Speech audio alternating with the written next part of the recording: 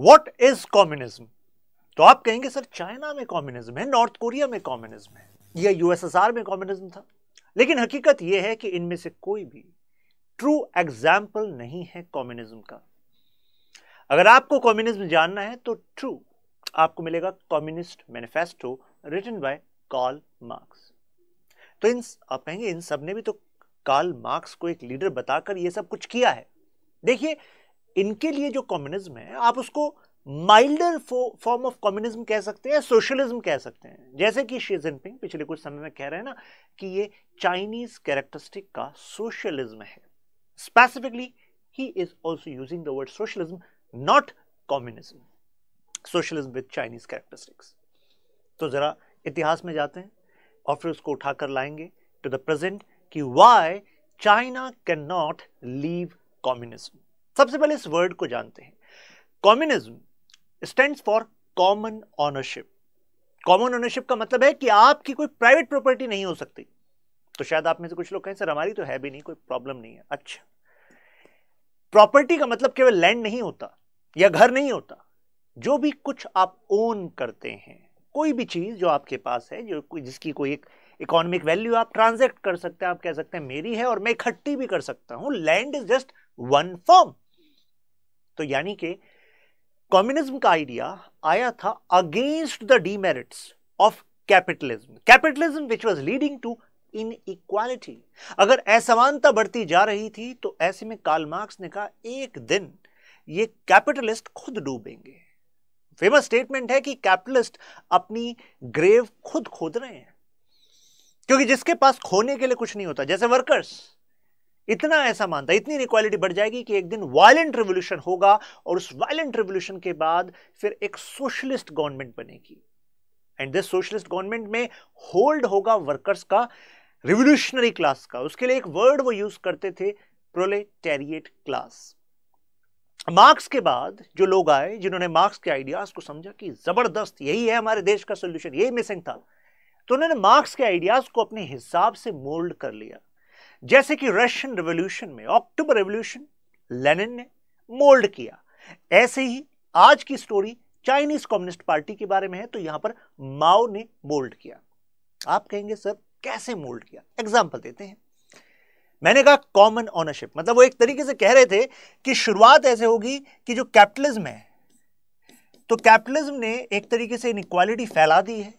कोई बहुत अमीर बनता जा रहा है तो दूसरा वही गरीबी, सर्वाइवल उसी में लगा हुआ है। तो जब सिचुएशन बहुत खराब हो जाएगी तो ऐसे में these people will be able to recognise कि they are exploited by the एक्सप्लॉयटर।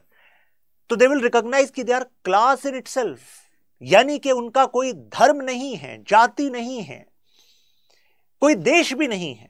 Marks का कहना था कि धर्म, जाति, कुछ भी ये जो आइडेंटिटीज हैं वर्कर के अलावा ये सब इसलिए बनाई गई हैं जिससे कि तुम अपने एक्सप्लॉयटेशन के कारण को ही ना समझ पाओ।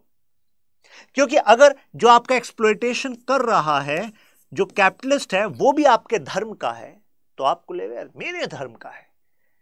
तो ऐसे में एक दिन रियलाइजेशन होगा, रिवोल्यूशन होगा, सोशलिज्म आएगा और उसके बाद अल्टीमेट एक सपना पूरा होगा जिसको वो कम्युनिज्म कहते हैं। ध्यान रखिएगा कि ऑफिशियल जो टर्म मार्क्स ने दी थी कम्युनिज्म की, उसमें कोई भी गवर्नमेंट ही नहीं होती। Yes, I am repeating this, कोई सरकार नहीं होगी। और बताइए जरा, USSR, North Korea, Cuba, China, हर जगह सरकार तो है ना। तो how can we say that they are in literal way communist as per Karl Marx?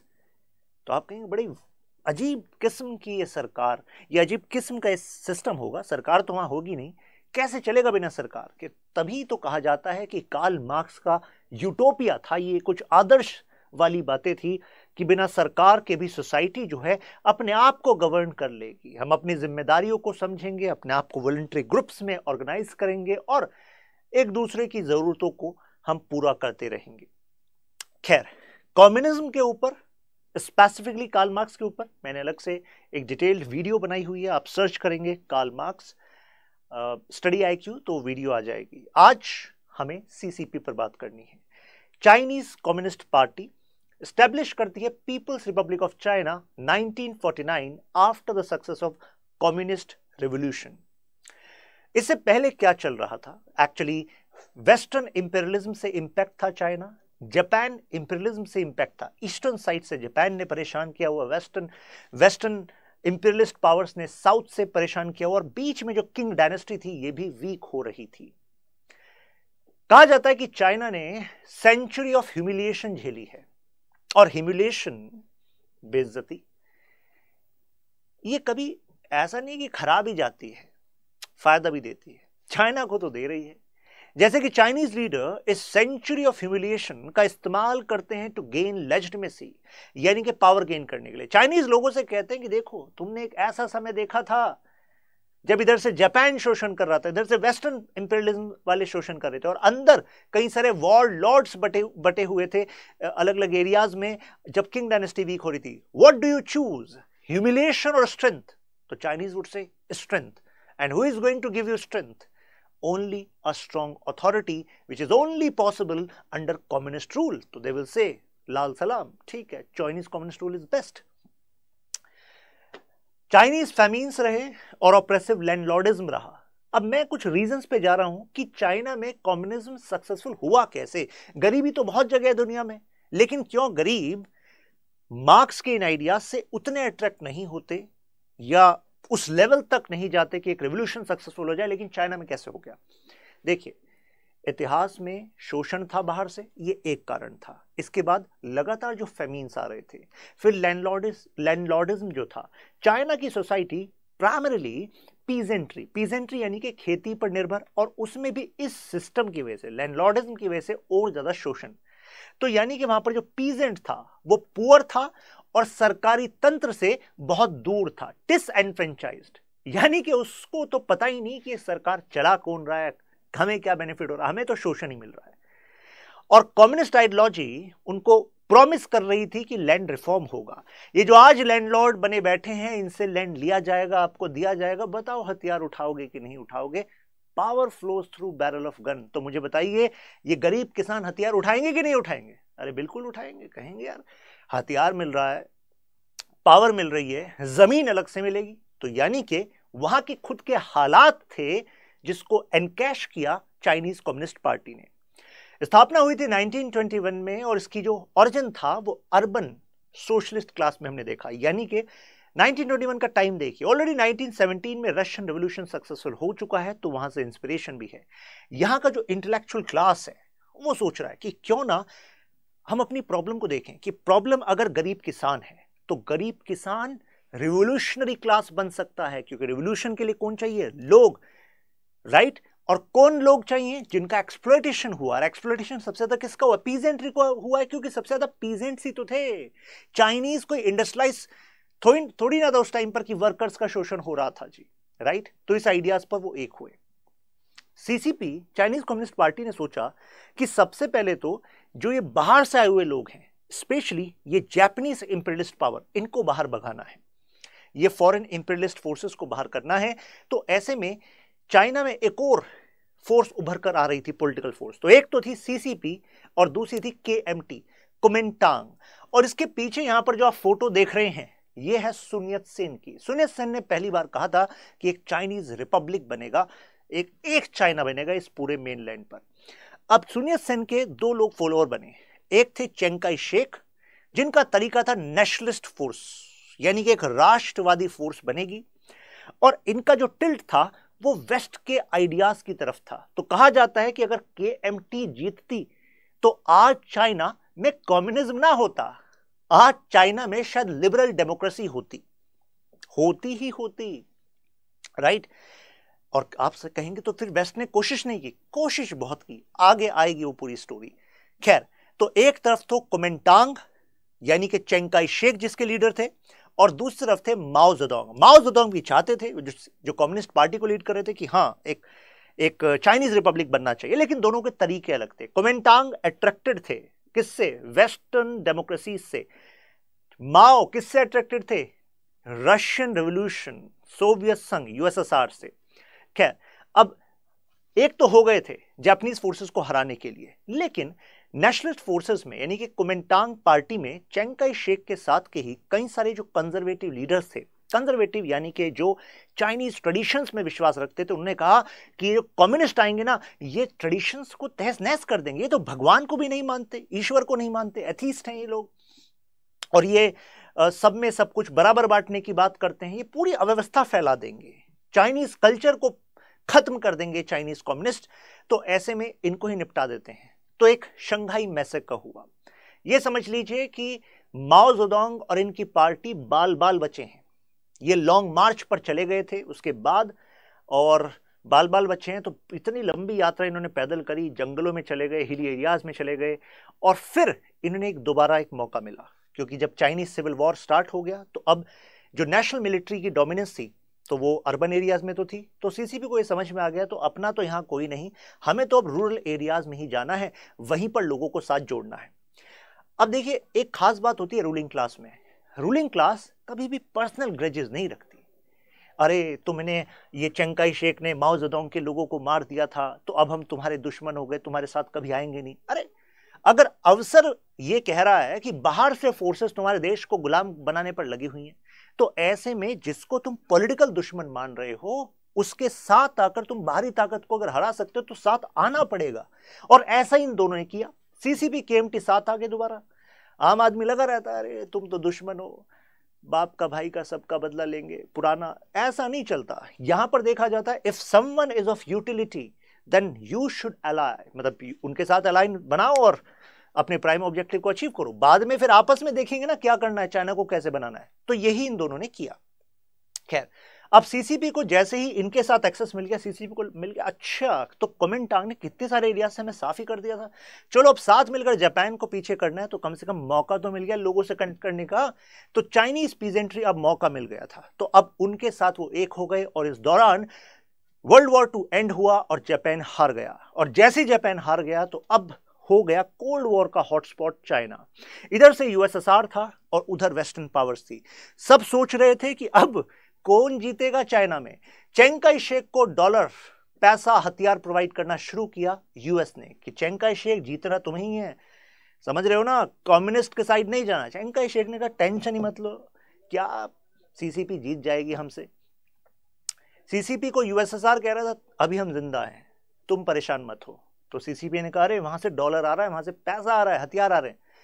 तो यूएसएसआर ने कहा कि जो मंचूरिया वाला एरिया है, अभी यहां से भी जापान को हमने पीछे किया है, राइट, तो इस एरिया में इतने हथियार हैं, सप्लाईज हैं, सब तुम्हारे। तो उन्होंने कहा मजा आ गया फिर तो, यानी कि अपनी फोर्सेस को हम स्ट्रेंथन कर लेंगे। अब नए पीजेंट्स को हथियार चाहिए थे, हथियार देंगे, ट्रेनिंग देंगे। तो ऐसे में अब दोनों को सपोर्ट मिल रहा था अपोजिट पिलर्स से, राइट। सीसीपी ने वादा किया लैंड रिफॉर्म्स, पीजेंट्स याद है ना, तो पीजेंट्स ने कहा अरे कैसे भूल जाएं, जमीन का मुद्दा है, मिलेगी जमीन तो उठा लो हथियार, उठा लिया हथियार। तो ऐसे में फाइट हुई, और फाइट में कुमिनटांग को धकेलते हुए, मतलब पीछे करते हुए पहुंचा दिया फॉर्मोसा आइलैंड पर, जहां पर आज बन गया ताइवान। ताइवान पर सिमट गया था कुमिनटांग पार्टी, कह रहा था मैं हूं रिपब्लिक ऑफ चाइना ओरिजिनल वाला। माओ जेडोंग ने कहा ओरिजिनल कोई नहीं है, आप ओरिजिनल नहीं है, मतलब हम ओरिजिनल हैं, राइट। तो कहने का मतलब वो कहने लगे पीपल्स रिपब्लिक ऑफ चाइना है और ये ताइवान तो अपना ही भाग है, राइट। और उधर ताइवान कह रहे थे ये पूरा है ना, पूरा चाइना ये हमारा ही भाग है। तो माओ जेडोंग वाज सेइंग कि कुछ ज्यादा नहीं हो रहा, छोड़ रहे हैं तुम्हें फॉर्मोसा आइलैंड पे, बना लो ताइवान, रह लो खुश, नहीं बर्दाश्त है इतनी खुशी। खैर, तो अब ये स्टेटस आ गया था। अब आपके मन में आएगा कि सर यूएसएसआर में कम्युनिज्म था, बट यूएसएसआर डिसइंटीग्रेट हो गया, लेकिन चाइना का कम्युनिज्म आज भी थ्राइव कर रहा है, ऐसा क्यों? देखिए, एक बड़ा डिफरेंस तो ये है कि यूएसएसआर में मल्टीपल नेशनैलिटीज, मल्टीपल रिपब्लिक्स थे, और हर कोई अपने लिए लड़ रहा था। जैसा होता है ना कि एक टीम में अगर हर कोई अपने लिए खेलता है तो क्या कभी टीम जीतती है? नहीं जीतती। माओ जेडोंग इस बात को समझते थे। हालांकि कार्ल मार्क्स का कहना था कि नेशनलिज्म के कॉन्सेप्ट पर नहीं चलना। कार्ल मार्क्स ने कहा नेशनलिज्म का इस्तेमाल किया जाएगा, तो उन्होंने चाइनीज नेशनलिज्म का इस्तेमाल किया और इससे अपनी फोर्सेस को, लोगों को यूनिफाई रखा, राइट, इसका इस्तेमाल किया। प्लस यूएसएसआर में जो गोर्बाचेव आए थे, तो गोर्बाचेव ने सोचा कि हम ना रिफॉर्म्स लाएंगे, और रिफॉर्म्स के नाम पर वो पॉलिटिकल रिफॉर्म्स भी लाने लग गए, यानी कि कुछ डेमोक्रेसी के एलिमेंट्स को लाने लग गए और इकोनॉमी को भी रिफॉर्म करने लग गए। लेकिन डेन जियाओपिंग और इससे पहले माओ जेडोंग एक बात समझ गए थे कि रिफॉर्म डेन जियाओपिंग के टाइम पर हुए तो रिफॉर्म लाएंगे तो economic reforms, not political reforms. रहेगा तो कम्युनिज्म ही। तो आप सोच रहे होंगे सर यही तो आज का टॉपिक है, रहेगा तो कम्युनिज्म ही, क्यों? अभी जाते हैं उस पर। Why the system still works, ऐसा क्यों है? तो एक तो उनकी हिस्टोरिकल कंटिन्यूटी, यानी कि चाइनीज कम्युनिस्ट पार्टी जब तक उन्होंने 1949 में अपनी सत्ता को स्थापित नहीं किया था, उससे पहले भी, यानी कि साइनो जापान वॉर चल रहा है, उस समय पर भी कई सारे विलेजेस में कम्युनिस्ट पार्टी ने अपनी तरह की सरकार स्थापित करी थी। तो यानी कि जो मासेस थे they were very much connected with the idea of communism. तो यानी कि कंटिन्यूटी है कि नहीं है? अभी आगे बढ़ते हैं। बता दूं, शशांक त्यागी फॉर यू यहां पर इंस्टाग्राम पर आप मुझसे कनेक्ट हो जाइए। जरा शी जिनपिंग की बात करें थे। शी जिनपिंग ने कहा कि ये सोशलिज्म है विद चाइनीज कैरेक्टरिस्टिक्स। कह रहे हैं कि जो सीसीपी है ना, उसका एक एक्सेप्शनल कैरेक्टर है, एक लॉन्ग हिस्ट्री है हमारे कम्युनिज्म की, हमारे कम्युनिज्म डिफीट नहीं होने वाला। इनसे पूछा ऐसा कैसे? इनका कहना था कि देखो, जैसे माओ जेडोंग ने चाइना को एक नई दिशा दी थी, शी जिनपिंग कह रहा मैं भी एक नई दिशा दे रहा हूं। ये समझ लीजिए कि 3 लीडर्स हैं चाइना के जो हुए हैं मेन प्रोमिनेंट लीडर्स, यानी कि Mao Zedong, Deng Xiaoping, Xi Jinping. किसी भी सिस्टम को अगर एग्जिस्ट करना है फॉर द लॉन्ग टर्म, तो बीच बीच में लोगों को नई होप देनी जरूरी है, कुछ रिजल्ट दिखाने जरूरी है। माओ जेडोंग ने रिजल्ट दिखाया कि देखो चाइनीज कम्युनिस्ट पार्टी जीत सकती है पूरे चाइना को और एक देश बना सकती है जो कम्युनिस्ट क्रेडेंशियल्स पर होगा, यानी कि that was his achievement. Continuity रहेगी अब कुछ साल। अब देखा गया कि इकोनॉमिक स्लो डाउन आ रहा है, चाइनीज पीजेंट्री भी शायद अब साथ ना दे उतना। चलो, अब गरीबी को थोड़ा ना बांटना है, प्रोस्पेरिटी लानी है। डेन जियाओपिंग, कम्युनिज्म बना रहेगा, इकोनॉमी में कैपिटलिस्टिक एलिमेंट ले आएंगे। सक्सेसफुल हुआ कि नहीं हुआ? 1980 से लेकर अभी तक देखिए, उनका एक मैसेज था कि हाइड योर स्ट्रेंथ, स्ट्रेंथ मत दिखाओ, अपने समय का इंतजार करो, बाइड योर टाइम। और अब वो समय आ गया। अब शी जिनपिंग के समय तक फिर उन्होंने देखिए कुछ रेस्टलेसनेस तो है सिस्टम में, तो एक नया सपना दिखाया कि देखो अब इकोनॉमिक स्ट्रेंथ हमारे पास है, इसको मिलिट्री स्ट्रेंथ में कन्वर्ट कर रहे हैं, और अब हम एक वो पावर हैं जो हम असली पावर थे ना अपने इतिहास में, जो इस ह्यूमिलेशन वाले फेज से पहले था, हम वो बनने जा रहे हैं। अब वर्ल्ड में जो ग्लोबल नेटवर्क होगा इंफ्रास्ट्रक्चर का, हमारा होगा। कितने सारे जो देश अपने आप को डेवलप्ड कहते हैं, उनकी मार्केट उन रोड्स के बलबूते चलेंगी जो हमारे द्वारा बनाई गई होंगी, हमारी कंपनियों द्वारा बनाई गई होंगी। उनके लोगों जो है, उनके जो जॉब्स हैं, वो भी हमारी पॉलिसी से इंपैक्ट होंगे। तो कहने का मतलब ये हुआ, a larger landscape is available for the Chinese people. That's the promise Xi Jinping is making. आपको नहीं लगता कि कंटिन्यूटी रखनी है तो आपको ये प्रॉमिसेस और कुछ रिजल्ट्स डिलीवर करने पड़ते हैं? वो कह रहे हैं कि कम्युनिस्ट कैरेक्टर हैं लेकिन अपने कुछ अलग हैं। कह रहे हैं कि देखो, ये मत कहो कि हमारा जो कार्ल मार्क्स वाला कम्युनिज्म है वो नहीं है, नहीं। वो कह रहे हैं कि कम्युनिज्म जो है वो अपनी एक वाइटैलिटी रखता है, जगह के हिसाब से, समय के हिसाब से। लेकिन आपको सबको पता है कि अल्टीमेट जो कार्ल मार्क्स कहते थे कम्युनिज्म, वो तो एक अलग ही सपना था जहां पर सरकार नहीं होगी, क्योंकि उनका मानना था अगर सरकार है तो हमेशा जिसके पास पैसा है वो उसके दबाव में काम करती है, तो कुछ ना कुछ लोग होंगे जिनका शोषण होता है। That was marks. अब जो है चाइनीज क्यों नहीं छोड़ सकते कम्युनिज्म को? तो एक तो उनका रीजन है ज्योग्राफी। ज्योग्राफी कैसे? उनको इस ज्योग्राफी में सोशल स्टेबिलिटी रखनी है। चाइना में एथनिक प्रोफाइल्स जो हैं, they are various ethnic profiles, और उसमें अपनी कंट्रडिक्शंस हैं। यानी कि जो हान चाइनीज हैं, हान एथनिसिटी, जो मेजरली आपके ईस्टर्न पार्ट में है, मेजरली कोस्टल चाइना में है, जो ज्यादा प्रॉस्परस है, वो हान जो है कम्युनिटी, वो Chinese Communist Party, industries, PLA हर जगह पर डोमिनेट करती है। जो अदर एथनिसिटीज हैं चाइना की, वो अपने आप को सेक्लूडेड मानती हैं। तो अगर ऐसा मानते हैं तो सेपरेटिस्ट मूवमेंट बढ़ सकती है कि नहीं बढ़ सकती? बढ़ सकती है। तो अगर सेपरेटिज्म बढ़ता है तो उसको कंट्रोल में रखने का एक तरीका क्या है? Authority, right? Rule by iron hand. Territorial integrity. China के इतिहास में ईस्टर्न साइड से हमले हुए हैं, वेस्टर्न नॉर्थ वेस्टर्न से हुए हैं, और आपके साउथ से हुए हैं। तो ऐसे में एक ही तरीके से आप सिक्योर रह सकते हैं जब आपकी पास कमान जो है वो एक चाइनीज कम्युनिस्ट पार्टी को दे रखी हो, ऐसा वो कहते हैं। अब जरा इसके इकोनॉमिक रीजंस देखिए।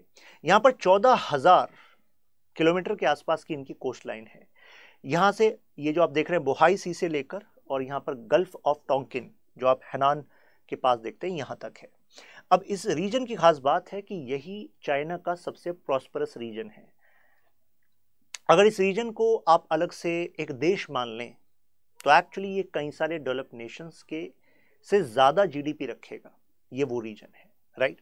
और इंटरनेशनल ट्रेड भी इस एरिया से आता है, इसी वजह से चाइना ने विशेष फोकस इस कोस्टल रीजन पर रखा है।